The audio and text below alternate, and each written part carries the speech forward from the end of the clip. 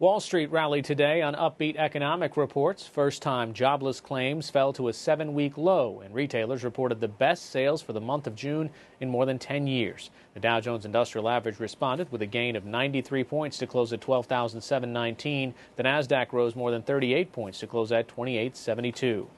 Power plants in 27 states will have to curb smokestack pollution carried across state lines. The Environmental Protection Agency proposed a new rule today. It says plants must install technology to reduce two pollutants: sulfur dioxide, responsible for acid rain, and nitrogen oxides, which add to smog and soot.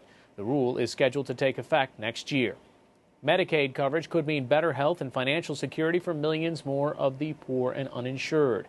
Researchers at Harvard and MIT reported today on a study in Oregon comparing 10,000 Medicaid recipients to the uninsured.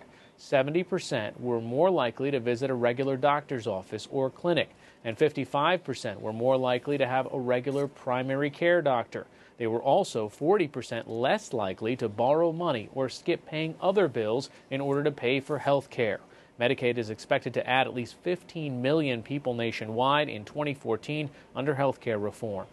2 American soldiers died in a roadside bombing in Iraq today. It happened outside the main U.S. military base in Baghdad. Attacks on U.S. forces have stepped up lately, and American officials have blamed Shiite militias. Canada has formally ended its combat mission in Afghanistan today after 9 years. Since 2002, approximately 157 Canadian soldiers have died in the war. Now, more than 2,800 combat troops are being withdrawn, but Canada is sending in 950 other troops to train Afghan security forces. And the U.S. Supreme Court refused today to grant a last-minute stay of execution in a Texas case that gained worldwide attention.